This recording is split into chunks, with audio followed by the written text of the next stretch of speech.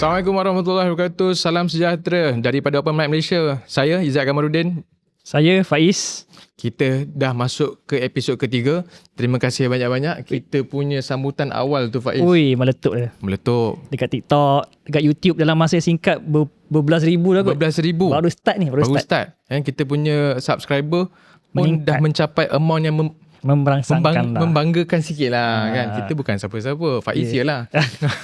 Okay, so kita shoot pada tarikh 1 Julai hari ini, di mana ada dua berita baik untuk rakyat Malaysia. Yang pertama berkenaan dengan budi diesel. Bila mana kita punya MyCard hari ini bukan saja boleh gunakan untuk dapatkan subsidi untuk RON 95, malahan kita dapat juga subsidi untuk diesel pada harga RM2.10 per liter. Ya, berita baik lah untuk Berita semua baik. yang pengguna diesel.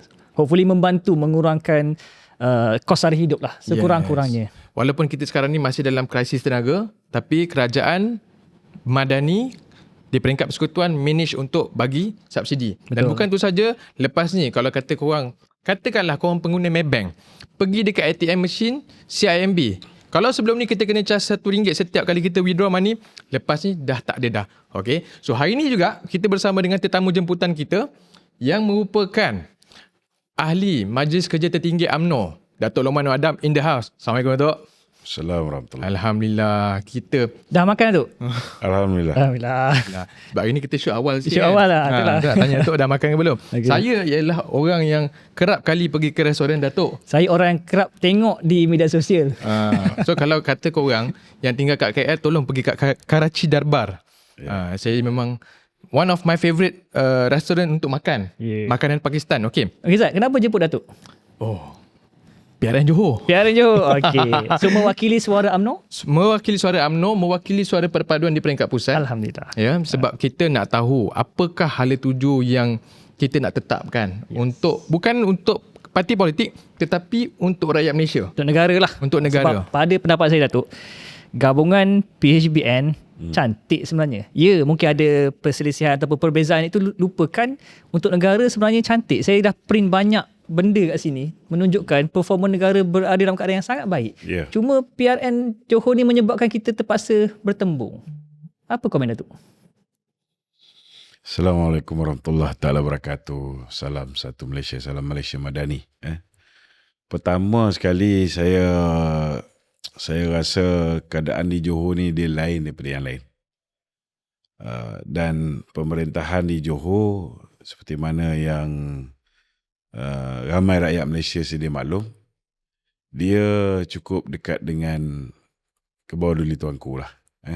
Memang tuanku jaga negeri ni dengan baik, dan dia begitu concern dengan apa yang berlaku di dalam pentadbiran kerajaan negeri.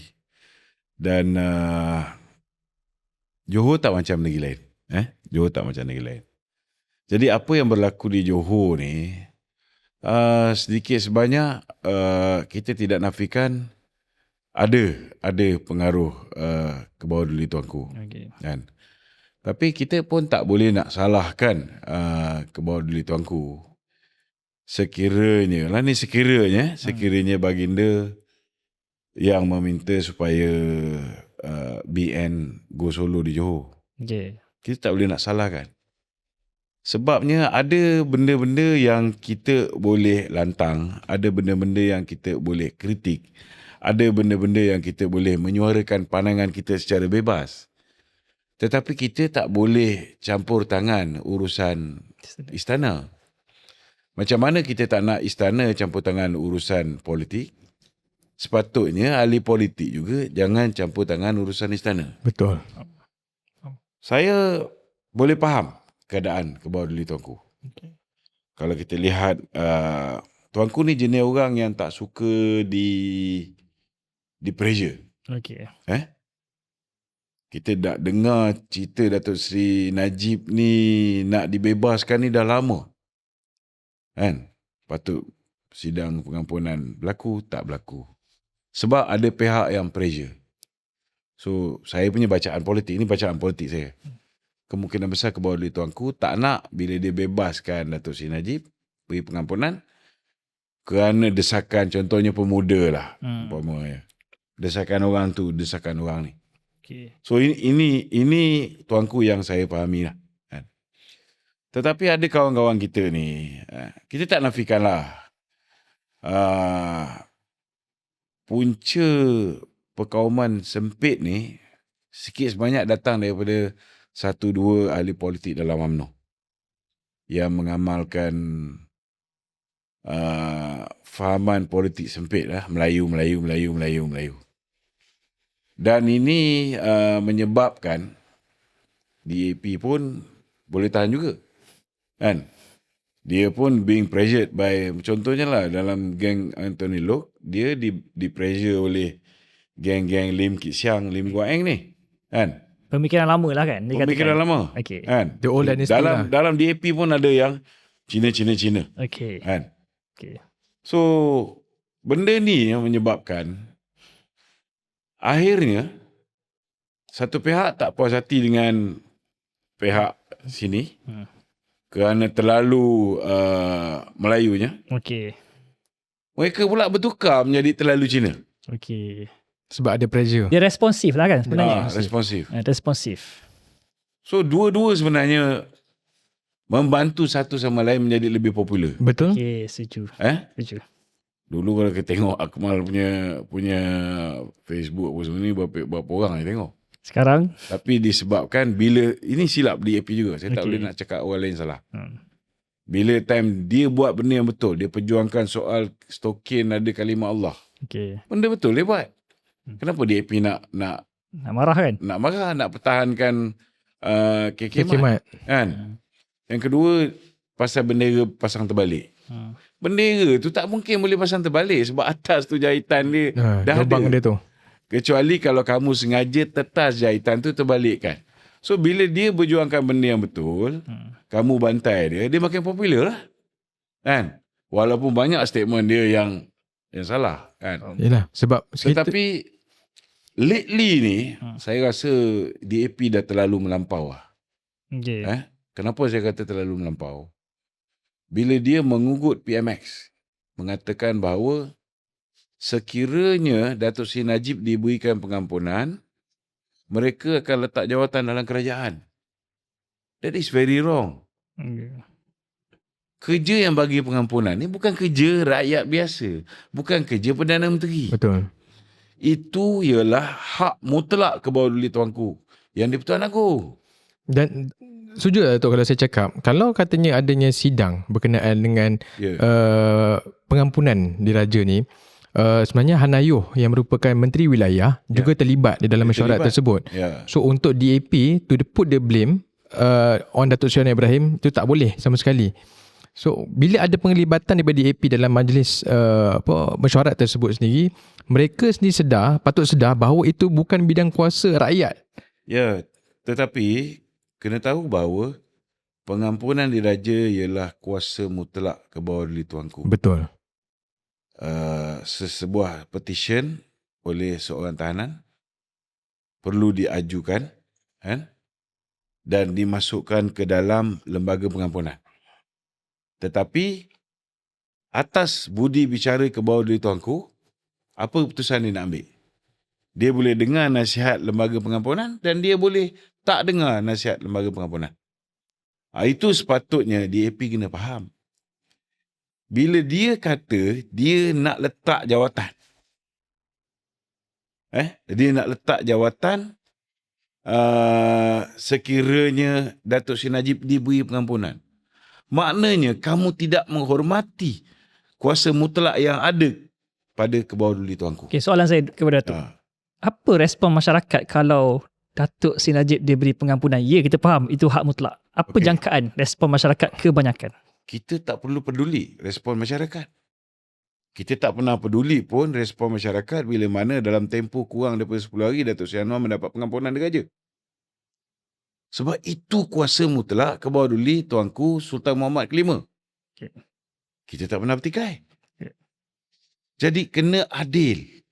Bila time orang lain dapat pengampunan diraja, tidak dipertikai. Kenapa? Bila baru dengar je ni, belum tentu pun Tuanku nak bagi pengampunan kepada Datuk Seri Najib. Kenapa perlu ugutan begitu? Salah. Hari ni kita tengok Ngah Komeng mengulangi benda yang sama. Mengatakan bahawa kalau Datuk Seri Najib dapat pengampunan, dia nak letak jawatan. That is very wrong. Itu sekarang ni saya nak beritahu kan, kita dah 3 tahun lebih cuba nak satukan BN dengan PH. Okey. Kan? Sebab kena faham, DAP ni kita dah lawan lebih 61 tahun. Musuh sejati lah sebenarnya kan. 58 tahun lawan, 3 tahun lebih kawan. Kawan. Okay. Kan? So, bukan senang tau kerja ni. Kita buat kerja memang setengah mati lah. Sebab daripada atas ke bawah ni, yang tak nak tu lebih daripada yang nak. Okay. So, nak betulkan pemikiran tu susah. Tetapi bila mereka keluar ayat-ayat yang menampakkan macam mereka tak menghormati institusi diraja, ini payung orang Melayu tau. Saya tak terkejut kalau saya jadi tuanku pun, saya nak kerajaan saya tak ada DAP ya. Kan? Betul tak? Kita tak boleh nak salah. Okay. Macam hari ni, Ngah Komeng. Apa tujuan dia nak keluarkan kenyataan mengatakan bahawa kalau tuanku buat putusan tu, dia akan letak jawatan. So maksudnya, kita sedar memang bidang kuasa pengampunan itu diberikan oleh di bawah duli tuanku. Okey. Itu dalam perlembagaan. Dalam perlembagaan. Okey. DAP punya concern ialah bagaimana mereka memperjuangkan soal isu ketirisan yang berlaku. Soal Tak, dia itu je lah. Dia nak berjuang soal ketirisan ke, soal anti rasuah ke, apa benda dia punya alasan dia boleh bagi lah. Kita pun boleh bagi alasan. Kalau ikut buku Justice in Wilderness, karya Tommy Thomas, peguam negara yang dilantik oleh DAP, oleh Tun Dr. Mahathir, dalam buku tersebut jelas Pasukan Petugas Khas dan Siasat ada 17 kesalahan Tommy Thomas di dalam buku tersebut yang boleh menyebabkan dia didakwa, dihadapkan ke muka pengadilan. Tetapi yang very strong indication bahawa Datuk Seri Najib tak anyaya ialah Tommy Thomas mengaku bahawa ketika dia menjadi peguam negara,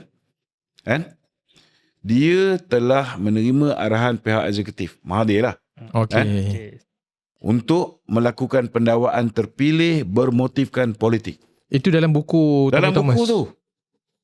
Dan memang terbukti pun sebab bocor memorandum dalaman Peguam Kanan Pendahulu Raya Datuk Akram Garib memaklumkan kepada Tommy Thomas bahawa setelah mereka siasat, 7 DPP dan 5 IO mendapati bahawa tidak ada asas untuk mendakwa Datuk Seri Zahid dan tidak ada asas untuk mendakwa Datuk Seri Najib Tun Razak. And yet, dia orang dakwa juga. Itu yang Tommy Thomas kata, dia diminta oleh pihak eksekutif melakukan pendakwaan terpilih.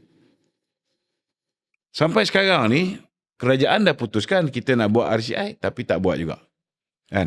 So, kita pun boleh petikaikan juga. Cuma persoalan dia, kita bukan nak petikaikan Datuk Seri Najib ni bersalah ke tak bersalah. Itu mahkamah yang putuskan. Betul. Mahkamah dah putuskan dia bersalah. Tetapi sekarang ni dia merayu.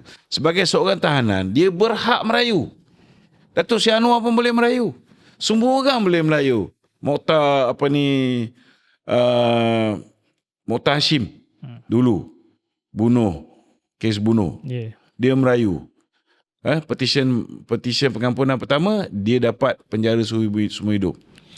Even daripada peringkat awal petisi pun. kedua, dia dapat pengampunan penuh. Dia dibebaskan. Even masa Datuk Seri Anwar Ibrahim pernah dikecam berkenaan dengan lega hukuman yang diterima oleh Datuk Seri Najib. Datuk Seri Anwar Ibrahim sendiri mengatakan bahawa setiap individu layak untuk mengemukakan permohonan tersebut. Itu pun saya kena beritahu dengan geng-geng UMNO ni. Kalau tanpa bantuan daripada Datuk Seri Anwar Ibrahim, kurang-kurang Datuk Seri Najib kena tunggu 1/3 hukuman dia. Dia kena 12 tahun penjara.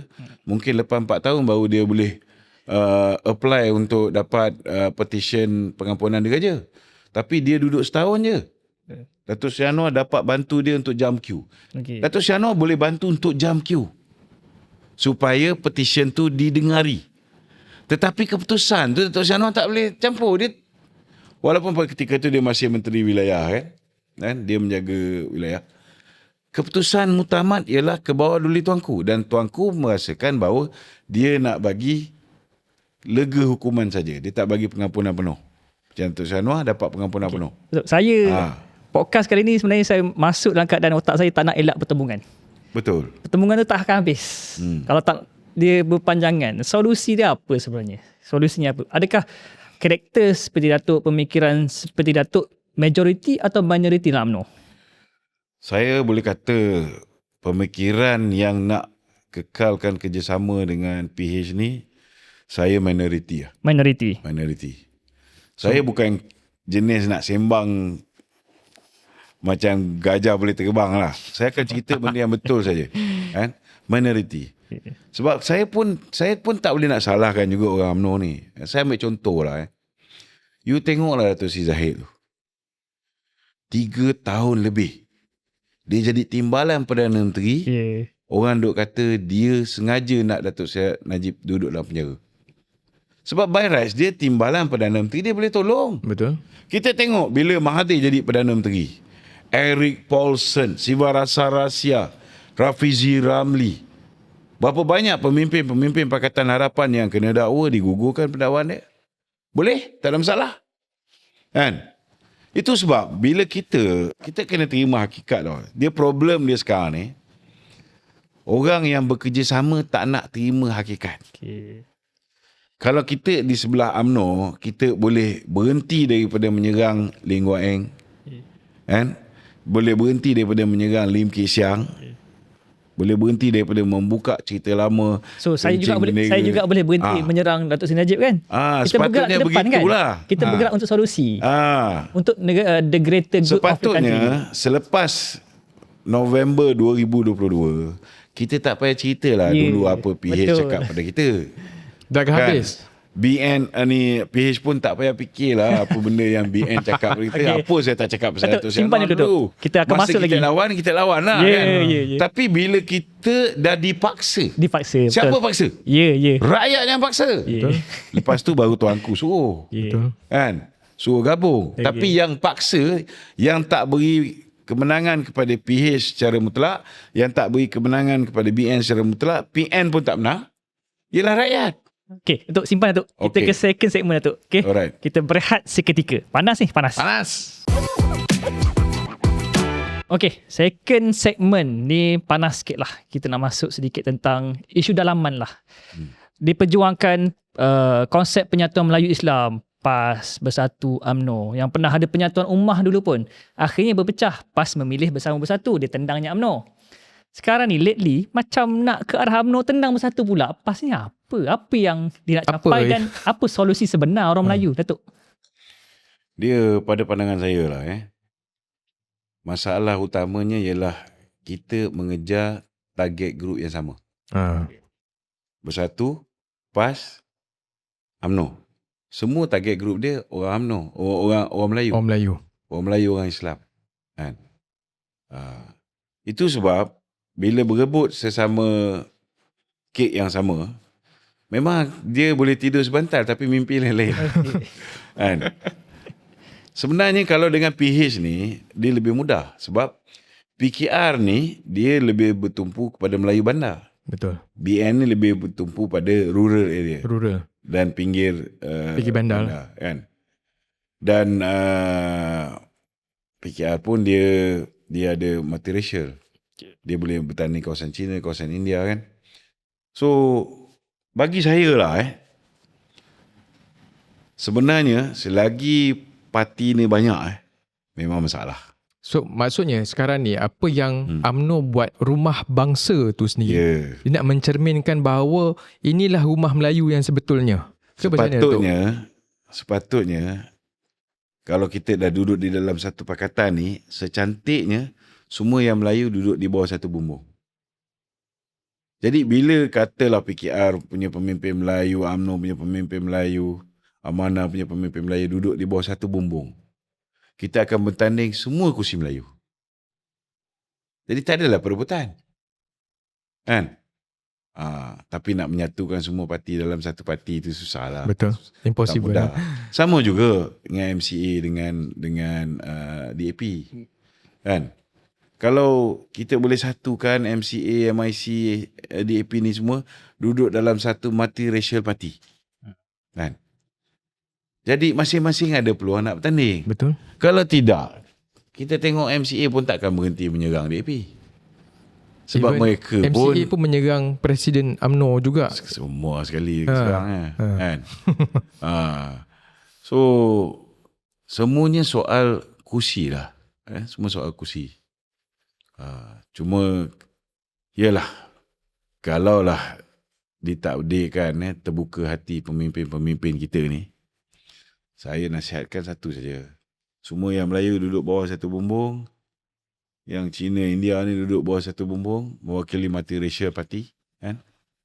Then kita merge macam BN sekarang ni. PHBN.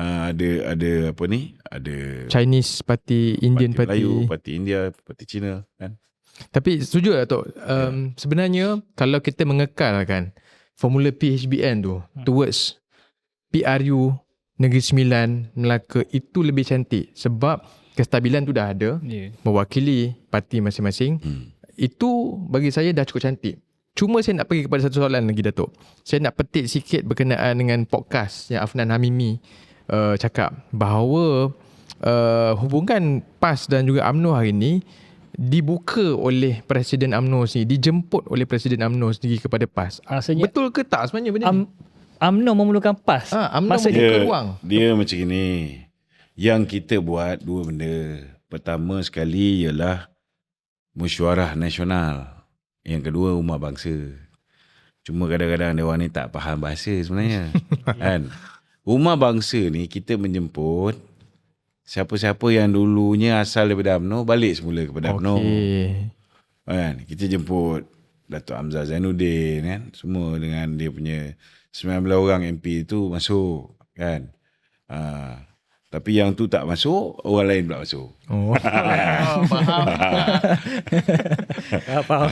So yang belum datangkan masalah, tapi boleh jadi masalah lepas ni. Okey, sebelum ni Datuk, kita Tapi yang kita pelawa dia orang tu ialah apa yang dipanggil sebagai mesyuarah nasional.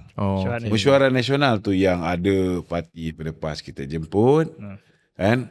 Yang apa ni daripada NGO Islam kita jemput. Ini untuk bincangkan, bukan untuk buat parti ke nak buat coalition baru, tidak. Ini untuk bincangkan kalau ada benda-benda berkaitan orang Melayu. Kita sama-sama perjuangkan. Apa beza masa Tun Mahathir buat semasa dia jadi Perdana Menteri kali kedua? Kan ada apa nama dia, Penyatuan Melayu kan? Convention. Apa beza dengan Rumah Bangsa? Itu himpunan Maruah UMNO, Maruah Melayu. Apa beza pendapat Datuk? Ada beza? Dia beza dia macam kita buka ni, kita buka pada semua termasuk musuh kita. Okey. Macam dia orang ni banyak tertentu lah, segmen tertentu sahaja. Segmen tertentu. Contohnya macam definasi Penyatuan Melayu. Okey. Penyatuan Melayu dia orang ni tak melibatkan Anwar Ibrahim. Okey. Padahal Datuk Seri Anwar tu setiap hari pakai baju Melayu. Kan? Dia punya definasi pun tak melibatkan Datuk Seri Zahid. Okey. Selected sahajalah. Selected tak boleh. Dia kena semua lah. Even Datuk Seri Ibrahim pun in fact menyokong usaha Rumah Bangsa. Iaitu kepada penyokong Pakatan Harapan. Jangan nafikan. So itulah dia. Yang dia orang ni sebenarnya lah kan, yang macam saya sebut tadi. Dia orang ni yang ada datang. Okay. Dia jumpa Datuk Seri Anwar Ibrahim, nak bersama dengan Datuk Seri Anwar Ibrahim, tapi dengan syarat tanpa Datuk Seri Zahid. Cerita. Tapi ada juga dia orang ni datang, pergi jumpa dengan Datuk Seri Zahid, pelawa Datuk Seri Zahid jadi Perdana Menteri, kan? Dengan syarat kita tinggalkan Datuk Seri Anwar. Okey. Boleh tahan dia orang ni. Game dia boleh tahan, kan? Okay. Cuma yelah kat Johor ni, bila kita buat keputusan untuk solo ni, memanglah PAS ada datang. Okay. Peringkat awalnya kerjasama tu macam nak wujud. Dia orang pun setuju tak bertanding. Oh, memang cerita tu benar lah. Benar. Eksklusif ni. Okey. Benar. Kan? Benar. Memang dia orang setuju tak bertanding. Okey. Kita akan bagi adu lantikan. Okey. Tapi sekerat jalan dia orang nak bertanding pula. Kenapa sekat jalan tu? Sekerat jalan dia orang setuju bertanding tapi atas tiket BN. Kita ni dengan PAN ni pasal tu lah Presiden berulang kali cakap kita tak nak kena patuk ular 2 kali di tempat yang sama. Tapi bila mereka kata mereka nak bertanding tapi pakai logo BN, it is very safe. Dia orang tak boleh nak tipu. Okey. Faham tak? Sebab siapa juga yang nak bertanding atas tiket BN, dia akan tanda tangan aku janji di hadapan Presiden UMNO. Watikah. Okay. Dia akan tanda tangan aku janji. Aku janji dia antaranya lah memberi kuasa kepada pengurusi Barisan Nasional untuk berunding dan membuat keputusan siapa nak diangkat menjadi Menteri Besar ataupun Perdana Menteri. Berunding dan membuat keputusan dengan siapa kita nak bergabung membentuk kerajaan. Dan kalau dia orang bagi SD pada orang lain ataupun lompat parti, dia orang boleh kena 100 juta. Okey. So bagi kita selamatlah. Tapi 1-2 hari sebelum pilihan raya tu, kita dah kawan-kawan kita ni semua, kita dah set lah letak, katalah kita letak 5 lah contoh. Daripada 56 ni 51 BM tanding, kita dah allocate 5. Seperti mana yang telah dipersetujui. Okey. Kan? Tiba-tiba datang dia nak 11. Kawan-kawan kita yang lain ni dah angkat sumpah, dah bai'ah. Yang lagi 6 orang yang dia orang minta kawasan tu, dah angkat sumpah, dah bai'ah. Takkan kita nak beritahu dia orang tak jadi je calon. Itu untuk melibatkan PAS saja, tak masuk bersatu kan? So maksudnya 5. Tak ada. Bersatu tak ada. Dia orang dah putus dah dengan bersatu. So bersatu memang dah Dia orang dah tertinggi lah. mufarakah dengan bersatu. So penyatuan ummah yang dengan bersatu ni habis lah. Habis lah. Dah habis lah. Tapi masalah Mimi kata, masih kalau siapa yang penyokong PAS boleh pangkah Perikatan Nasional juga kan? Perikatan bersatu katanya. Tapi Tuan Ibrahim Tuan Man pula kata So, di mana pangkah. tempat yang dia tak PAS tak tak tanding, pilih UMNO. Saya macam dah panggil pening PAS Macam ni. mana tu? Itu orang ni. Saya itu sebenarnya pening. saya mengharapkan kerjasama dengan PAS ni menjadi realiti. Okay. Macam saya cakap sebelum ni lah. Sebenarnya BN Go Solo ni boleh bawa malapetaka. Okay. Sebab peratus pengundi bukan Melayu terlalu tinggi. 46%. 46%. 46%. 54% saja Melayu. Dan kita pun tahu orang Melayu ni berpecah. Kan? Ada yang sokong PN, ada yang sokong PH, ada yang sokong BN. So kita nak dapat solid susah. Tapi kalau kita dengan PAS, mungkin lah 70-80% Melayu tu kita boleh dapat. Tapi setuju tak kalau saya cakap bila BN bawa PAS di dalam gabungan, katakanlah kalau ianya menjadi realiti lah kan, penolakan bukan Melayu itu kepada Total. Barisan Nasional tu Akhirnya total. gone, habis. Macam mana tu? Bagi saya mungkin berbeza dengan pandangan orang lain lah. Okay. Bagi saya DAP tu Cina tu DAP. Walaupun ada wakil Melayu dan signifikan juga, adalah numbersnya. Sebab bagi saya macam mana buruk sekalipun kerajaan ni perform. Okay. Kerajaan ni perform okey. Tetapi ada benda-benda tertentu, contohnya macam masalah birokrasi lah, masalah undang-undang yang ketat lah, kan? Kita memperkenalkan banyak cukai-cukai baru yang orang tak selesa. Contohnya macam e-invoice dan sebagainya. Golongan berniaga dia marah, kan? Tapi marah-marah pun masyarakat Cina ni dengan PH, dia macam mana pun 50% masyarakat Cina ni tetap. Kerat 18 pun dia tetap dengan PH. Kan? Lagi 50% ni, kalau ada pun lah yang gila yang nak undi PN ni, not more than 10%. So 40% ni berbelah bagi. Daripada 40% ni, 20% menyedari kalau mereka tak keluar mengundi PH, PAS merintah lah. So at the end of the day, walaupun dia marah ke tak apa, dia akan keluar mengundi, dia akan sokong PH. Lagi 20%, dia takkan peduli apa nak jadi pun, dia tak balik pun. Kan? But still 70% is a very huge amount of number. Kan? Dan mana-mana kerajaan kalau nak stabil, mesti ada sokongan masyarakat Cina India dan Kadazan Dusun, Numbawang, Iban, Dayak dan Dia sebagainya. perlu imbang, dia tak boleh satu kaum saja. Itu sebablah kita tengok Malaysia. Kita tak boleh tipu. Orang kat bawah ni masih ingat apa janji-janji lama. Dia tak sedar bahawa dia tak mengundi untuk mendapat janji tu ditunaikan. Betul. Tidak ada satu parti pun wajib untuk menunaikan janji. Kerana semua manifesto mereka ditolak oleh rakyat. Tapi dia orang still tuntut.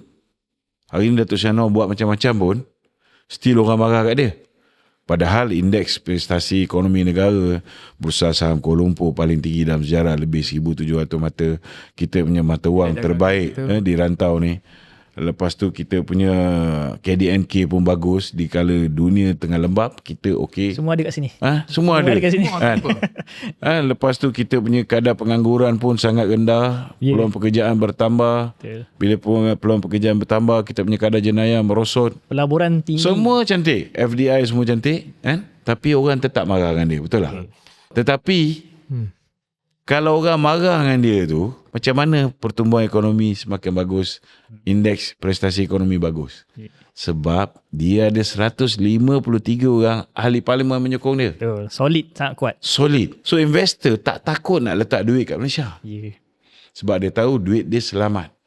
Orang tak akan letak duit dekat dalam bank yang dia tahu 1-2 bulan CEO bertukar. Betul. Orang tak akan letak duit dalam sebuah syarikat yang dia punya core business boleh bertukar bila-bila masa. Betul. Kan? Orang nak sesuatu yang stabil. So key dia ialah stabil. Okey Datuk? Ya. Kita akan pergi ke segmen seterusnya. Stay tune. Kembali kita bersama dengan Datuk Lokman Adam yang merupakan MKT UMNO National. Okey Datuk, kita nak cerita sikit berkenaan dengan PRN ni. Saya tengok kedua-dua live. Datuk yang menceritakan data berkenaan dengan PRN 2022 bagi negeri Johor dan juga data PRU 2022 juga yang dipecahkan ikut DUN dan hasilnya masa PRN 14 BN menguasai, masa PRU 15 Pakatan Harapan yang dominate Johor. Macam mana Datuk? Dia macam ni. Ketika kita buat pilihan raya di negeri Johor, pada ketika itu musim COVID. Post-COVID. So memang masyarakat Cina ni dia health conscious. So peratus keluar mengundi di kalangan masyarakat Cina sangat rendah. So altogether ketika tu 54% 54% betul. jumlah pengundi yang keluar. Daripada 54% ni, prestasi BN pada ketika itu ialah 73.3. Kita menang 73.3 kursi yang kita tandingi. Okay, 40 kursi kan? 40 kursi lebih kurang.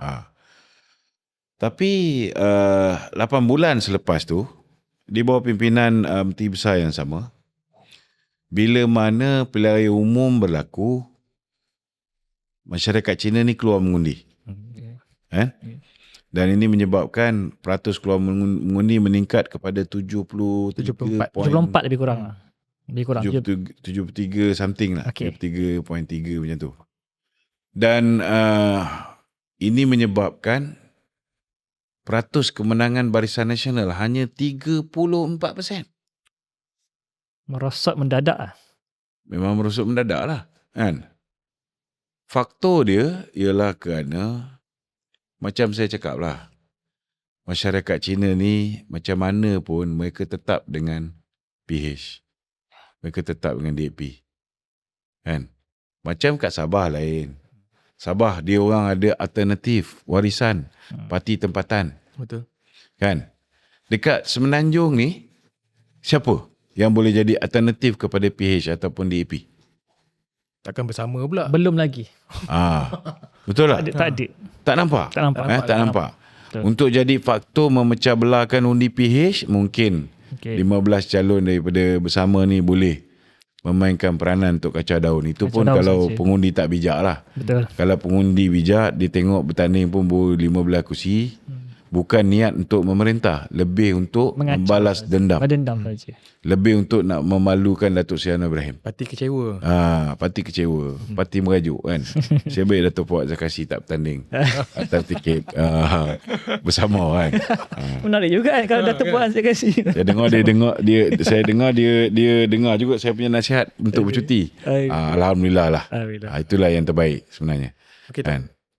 Pergi kepada Apa ni tadi kita tengah bercakap Siapa yang akan menang Piala Johor? Bacaan Datuk. Bacaan Datuk. Sebenarnya Johor ni adalah tiang Seri UMNO lah. Okey. Tiang Seri UMNO. Tempat lain ni memang penerimaan terhadap BN ni tak sebaik di Johor. So Johor ni memang UMNO. Orang Melayu boleh terima UMNO ni lebih daripada tempat lain. Saya nak quote sikit apa abang. Orang Cina India pun boleh terima UMNO BN ni lebih baik daripada tempat lain di Johor. Di Johor. PAS pun tak boleh masuk. PAS pun tak boleh masuk Johor kan. Cuma tak boleh nak cakap. Tak boleh tak boleh nak cakap.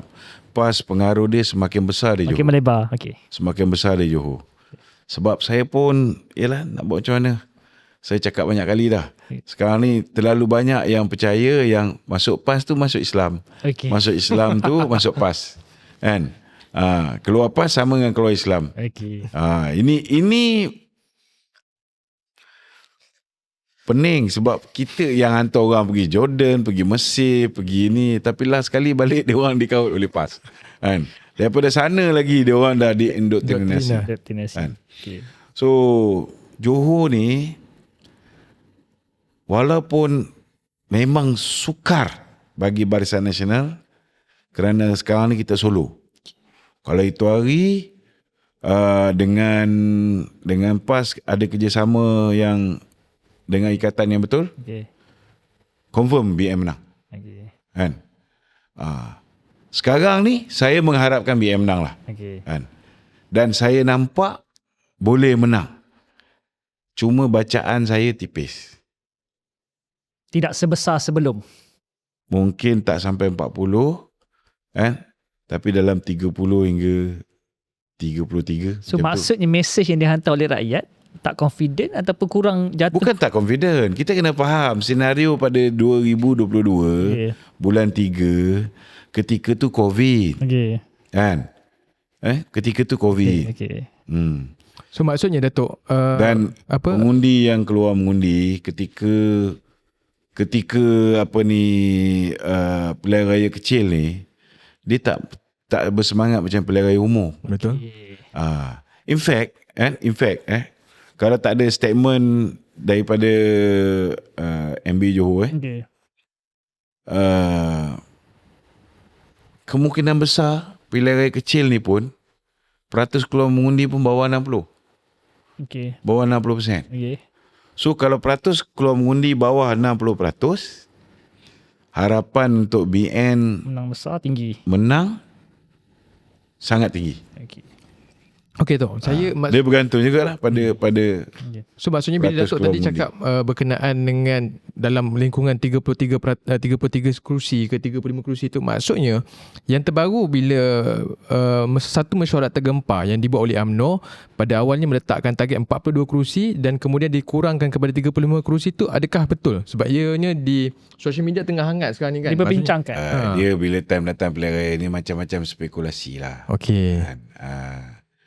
Geng PH akan bawa naratif begitu. Okey. Kan? Seolah-olah macam BN dah tak berapa confident, akan merosot apa semua sekali. Belah BN pun macam tu juga. Saya cakap jangan serang satu sama lain pun dia orang serang juga. Degil juga dia orang ni kadang-kadang kan. Faham.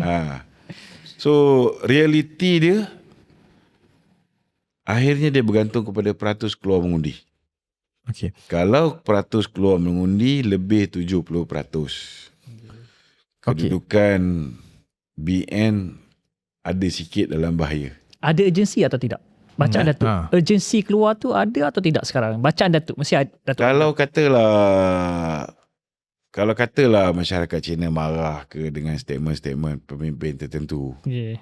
Dia rasa nak turun, nak tunjuk, nak ajar. Setuju tak Datuk? Bahaya. Setuju tak kalau saya cakap statement Wan Hafiz bila dia cakap tak nak semeja dengan DAP tu, itulah yang akan menjadikan peratusan keluar orang Cina ni lebih tinggi. Sebab macam saya cakap lah, Cina tu DAP tu Cina. Sama juga Melayu.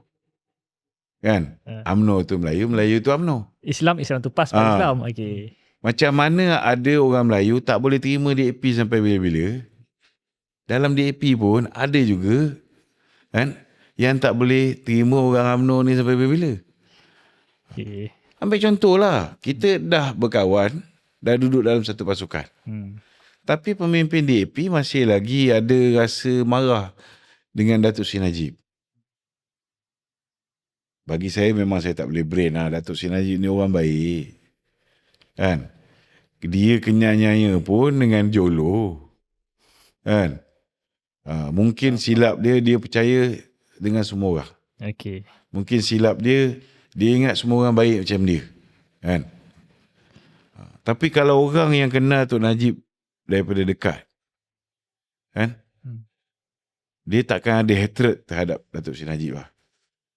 So by rights, bila kita dah bersama duduk dalam satu pasukan, UMNO dalam tu, PKR dalam tu, DAP dalam tu, kita lupakan persekataan lama, kita lupakan kisah-kisah lama, kita cari titik persamaan, bukan cari titik perbezaan. Kalau nak kekal dalam kerajaan, kalau dah letih, penat jadi kerajaan, pergi sana sini ada orang escort, kan, bodyguard sepanjang masa ada, pergi sana sini semua kerajaan bayar, nak rasa duduk dalam Sungai Buloh ke macam Lim Guat Eng lah kan. Baik-baik duduk jadi Menteri Kewangan, cukup berpengaruh kan.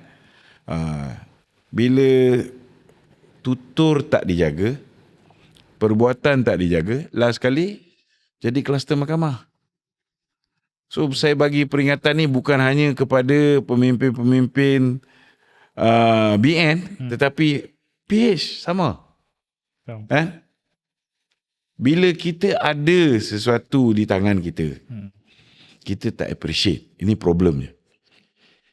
Bila dah hilang, baru kita rindu apa yang kita dah hilang. So adalah sekelompok daripada PH, sekelompok daripada UMNO yang mencetuskan masalah, menyebabkan semua orang stuck. Ya. Kita tersekat kita Tersekat. punya Kita cakap banyak kali. Dalam UMNO pun memang ada orang yang pro PN ni lama dah kita cakap. masalah lah. Okay. So kalau tak puas hati kau belasah dia, sudahlah. Janganlah belasah UMNO. Okay. Tapi ada yang lajak dia belasah Datuk Najib. Tak ada kena-mena, orang tu dalam penjara. Saya. Masalah selalu kena saya. Sebab Datuk Seri Najib ni dia lagi besar daripada institusi tau. Okay. Kalau kata Datuk Seri Najib bebas, macam mana spotlight kepada Datuk Seri Zahid akan hilang ke macam mana? Dia orang ni berkawan. Dia bukan berkawan, dia orang bersahabat. So memanglah macam-macam orang cuba pecahkan, nanti kalau Datuk Najib keluar dia akan lawan Datuk Zahid lah apa semua sekali. Tapi dia orang ni bersahabat. Saya ambil contoh satu lah. Pak Lah bebaskan Datuk Seri Anwar Ibrahim. Lepas tu you ada tengok tak Datuk Seri Anwar Ibrahim belasah Pak Lah? Tak ada. Move on je. Betul. Kan? Betul. Pasal dia rasa terhutang budi. Even berkenaan Datuk Seri Najib ni juga, Datuk Seri Anwar Ibrahim pun tak banyak pun macam nak membangkitkan isu-isu lama. Even Datuk Seri Anwar Ibrahim pun kerap kali cakap itu urusan mahkamah, saya tak nak masuk campur, mana yang hak dia untuk dapatkan pengampunan, itu juga hak Datuk Seri Najib. Betul. Tapi saya faham macam Datuk Lokman cakap tadi berkenaan ada daripada kelompok Pakatan Harapan dan juga Barisan Nasional yang menjadikan punca perpaduan kita dengan Barisan Nasional ni dan Pakatan Harapan ni dia tersekat. Dia tak boleh nak pergi. Kita patutnya boleh for more years lah kan. Berfikir tentang negara lah senang cerita. Betul. Move forward. Sebab saya memang ada certain pemain yang memperlekehkan Anwar, terlalu mengagungkan karakter lama, itu yang saya lawan. Tak tepat, banyak benda tak tepat sebenarnya.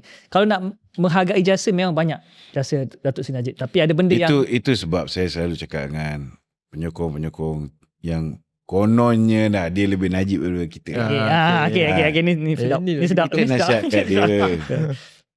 Pakai otak lah. Okay. Kalau you Datuk Seri Anwar Ibrahim, Okay. kan? Kalau you Datuk Seri Anwar Ibrahim, sekarang ni Faiz lawan dengan you. Okay. Betul lah. You rasa sekarang ni Faiz ni dia patut serang Datuk Seri Anwar Ibrahim untuk dapat pembebasan dia ke? Atau dia patut berkompromi dengan Datuk Seri Kompromi Anwar lah Ibrahim? sepatutnya. Kompromi lah. Setidak-tidaknya kita tengok tahun pertama selepas kita berkompromi dengan Datuk Seri Anwar Ibrahim, Datuk Seri Anwar Ibrahim boleh tolong untuk jam queue untuk dapat lembaga pengampunan. Kan? Nak masuk lembaga pengampunan kedua ni perlu tak bantuan Datuk Seri Anwar Ibrahim? Betul. Perlu juga. Tapi kalau hari-hari duk serang Datuk Seri Anwar Ibrahim, lambat laun, dia bukan malaikat lah. Betul. Orang pun ada rasa geram. Kan? Aku tolonglah sekali aku kena bantai. Boleh mampus lah. Kalau dia cakap macam tu macam mana? Betul. Betul tak? Betul. Ni kadang-kadang kawan-kawan saya ni dia tak realistik lah. Okay. Kita cakap banyak kali. Kan? Jangan pressure istana. Istana ni pun bukan macam istana lain. Sultan saya tahulah. Luar biasa sikit. Kan? So, okay, Datuk sebagai anak jati Johor, bangsa Johor, kenapa Datuk tak bertanding? Salah. Saya sudah berpindah ke UMNO Wangsa Maju. Okay. Jadi anak jati orang semaju. Dulu masa tahun 2022 tu Presiden dah suruh lah saya pergi ke Pek Raja tu buat kerja. Okay. Tapi last kali saya kena pancung lah. Okay. Masa parlimen pun sama juga. Jadi saya redha je. Okay, kita simpan. Tapi kadang-kadang ni Okay. kalau kita kejar tu tak dapat. Yeah. Kadang-kadang bila kita tak kejar tu dia dapat. Yang kejar tak kejar ni kita akan masuk episod yang kita keempat, yang tu segmen paling panas. seterusnya. Yang tu paling panas ke? Paling panas ni. Yang ramai nak tahu. Soalan. Okay. Kita rehat sekejap. Kembali kepada segmen kita yang terakhir, Open Mic Malaysia. Terima kasih kerana kekal menonton. Kita nak tanya satu benda yang sangat hangat towards kepada PRN Johor daripada Barisan Nasional, iaitu soal Dr. Puat Zarkashi.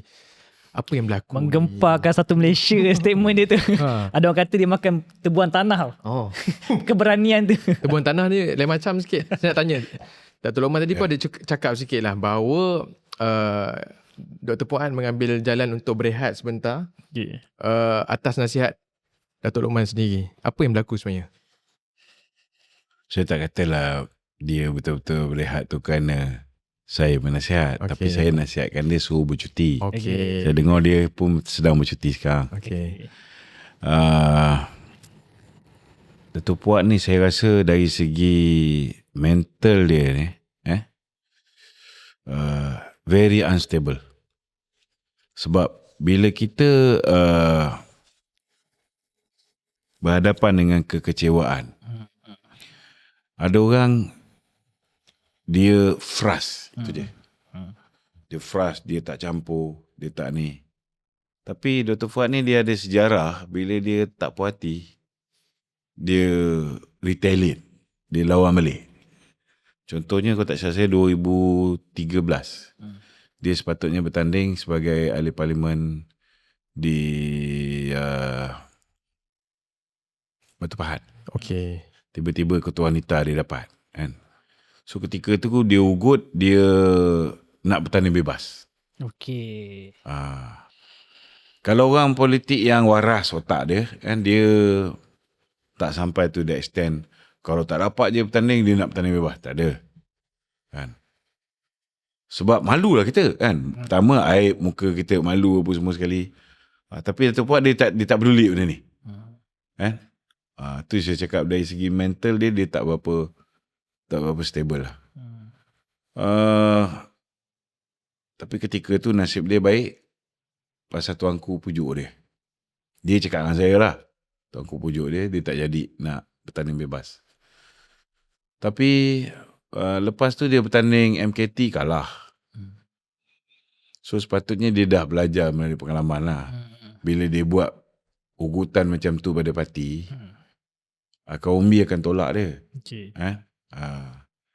Tapi kali ni kita lihat sekali lagi dia buat benda yang sama. Padahal dia dah diberikan peluang yang cukup besar.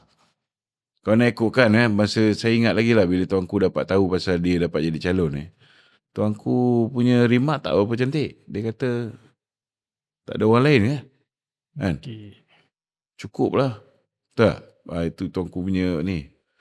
Tetapi dia dapat juga jadi calon. Tak ada tuanku kerat dia.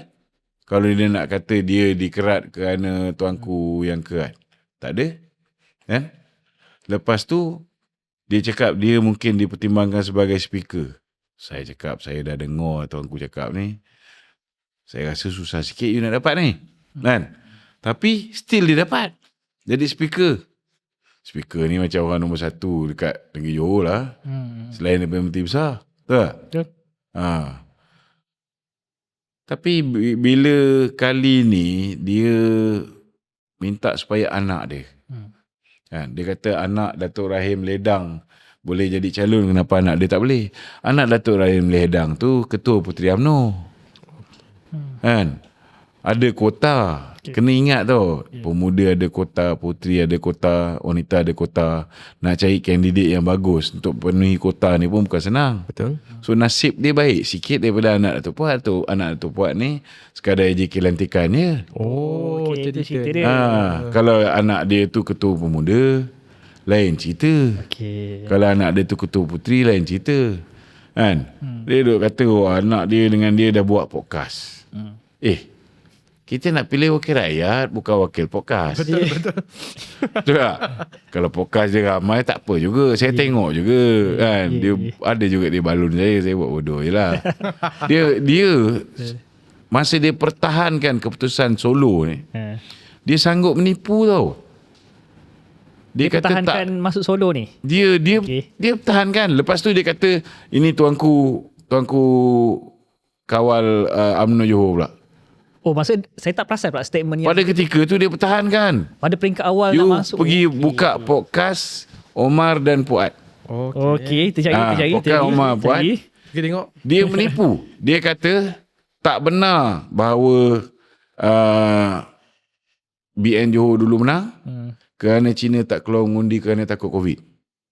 Sampai ke tahap tu. Padahal angka tu jelas lah 54% je yang keluar mengundi. Kan? Kenapa ketika tu dia mempertahankan, tapi bila anak dia tak dapat jadi calon, kan? Ini bukan parti mak bapak kita. Kan? Ini parti keramat tau UMNO ni, kan?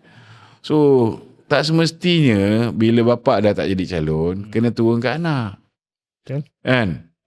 Ketua bahagian situ. Dulu dia bertanding Segarang, sekarang dia bertanding Gerengit. Dia menang lawan Dr. Fuad. So mestilah dia on the upper hand untuk bertanding dekat situ. Berbanding dengan anak Datuk Puat yang bertanding pun tak pernah. Dia gunakan Datuk Puat juga gunakan alasan yang dekat Endau yang bersatu melompat saya pun baru kita kena terima lah hakikat. Kan.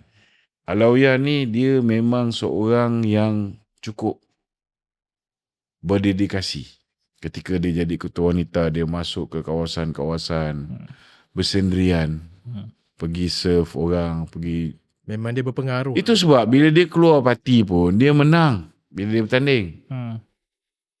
So elemen-elemen ni kan, pihak parti, pihak istana nampak macam elemen yang positif lah kalau berada balik dalam UMNO ni. So bila buka inisiatif Rumah Bangsa ni, kan, dia terus masuk jadi ahli UMNO balik. So, Dr. Fuad mungkin pertikaikan kesetiaan. Kalau nak kira elemen kesetiaan, kan, tanya dia balik lah. Tak dapat jadi calon, boleh tak dia ugut untuk bertanding bebas? So, ada juga bahagian itu dah. Kalau nak kira kesetiaan, kan, saya ni pun patut retaliate juga. Betul tak? Presiden dah suruh pergi buat kerja kat pihak kerja, last sekali tak dapat. Kita redha. Kan? Kita dah buat kerja untuk Seri Gading, patut jadi calon, tak dapat. Kita redha. Akan datang ni silap-silap pun tak dapat. Kita redha. Sebab bak kata Presiden UMNO lah kan. Rezeki tak salah alamat. Kalau benda tu baik untuk kita, Allah Ta'ala bagi lah. Kalau tak baik, dia tak bagi. Kena percaya dengan qada dan kadar. Impak tindakan Dr. Puak Zakashi kepada UMNO minimum, maksimum atau macam mana? Minimum sangat. Impact yang paling besar tindakan Dr. Puat ialah kepada anak dia. Bukan kepada parti anak dia. Ada. Masa depan anak dia lah. Belum ada orang gila yang akan percaya dengan apa yang Puat cakap. Okay. Sebab dia jelas menggambarkan dia tak ada beza dengan Rafizi Ramli. Orang yang kuat merajuk. Mungkin Betul. patut masuk bersama. Ini realiti. Okay. Cuba kalau dia, okey lah, dia redha anak dia tak dapat jadi ni. Okay. Sekarang dia ada banyak free masa. Okay. Dia groom anak dia, dia hebatkan podcast anak dia. Satu lagi, anak dia jadi influencer. Tak mustahil anak dia akan ambil alih tempat Zaidi lepas ni. Tempat ketua bahagian sekarang. Kan? Tak mustahil. So itulah, barulah kita tahu cerita sebenarnya. Bahawa anak Dr. Puan yang dikatakan telah di-groom apa semua, rupanya ejekan lantikan je. Dan bukan kita nak menghina soal ejekan lantikan. Soalnya bila kita nak, macam Datuk cakap tadi kan, berkenaan dengan kota pemuda, kota wanita, kota puteri dalam UMNO, memang perlu diteliti dengan lebih lanjut. Sama je dengan Pakatan Harapan. Sama je. So bila dekat sini, dalam isu ni kita nampak jelas lah. Zat, pandang aku macam ni je. Sekarang PRN, tak lama lagi PRU.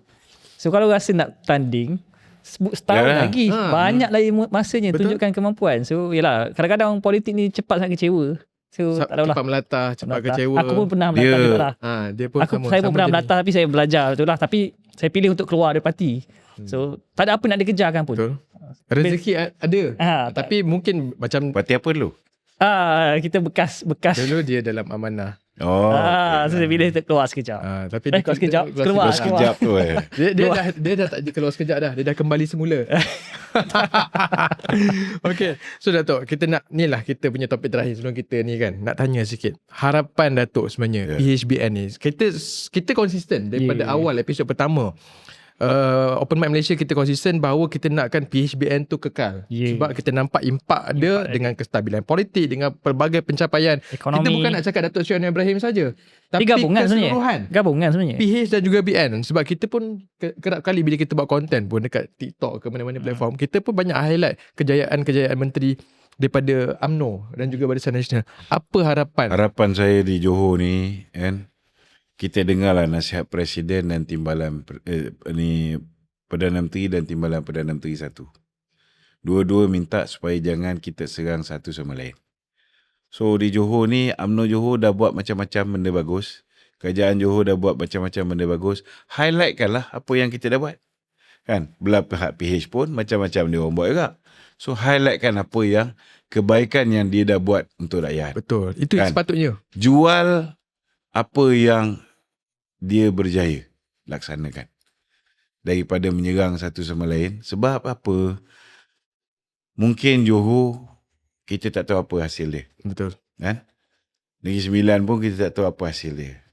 Tapi saya hampir pasti di peringkat persekutuan, kalau BN dan PH tidak bersama daripada awal, akhir sekali kita akan ulangi keputusan 2022, iaitu tiada siapa yang akan menang bertanding. Potential. Maknanya tak ada orang yang akan ada simple majority untuk bentuk kerajaan. Akhir sekali apa yang berlaku? Kita kena cari juga geng-geng kita, DAP, PKR, PH, kan? Dan PH kena cari juga BN. Itu yang gabungan paling stabil. Itu gabungan paling stabil. Tengoklah sekarang ni. Kan? Orang marah macam mana pun dengan kerajaan, tapi disebabkan kita ada 153 kursi, pelabur yakin dengan kita, ekonomi kita semakin baik dan manfaat terbanyak dapat kepada orang Melayu. Sebab mereka ni 70% bumi putera. Betul. Kan? Okay, statement on Hafiz. Bila Datuk kata jangan menyerang, akan cari balik sebagainya. Datuk Hafiz dah kata tak nak duduk sebelah DAP. Dah menghantar signal kepada semua UMNO seolah-olah takkan bersama DAP. Tiba-tiba nanti PRU datang kembali balik. Respon.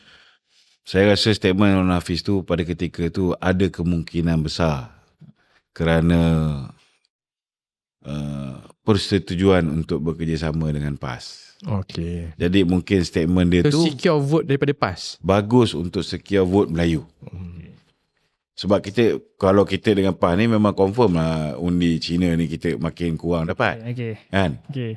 So ada kemungkinan begitu. Dan ada kemungkinan besar beliau percaya bahawa MIC dan MCA boleh deliver undi bukan Melayu.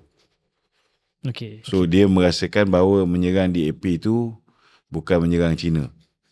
Okay. Last question daripada saya. Bila kita tengok yang pertama, pengumuman calon Barisan Nasional, tidak ada penglibatan Presiden UMNO dan juga pengerusi Barisan Nasional sendiri, Datuk Seri Zahid Hamidi ketika itu.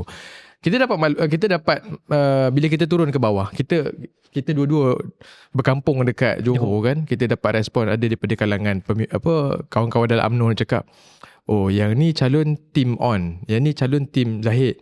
Betul ke berlaku dalam UMNO sekarang ni? Maksudnya ada Dua faction Tak calon ada, yang tak ada. tim presiden, Itu tim tak on.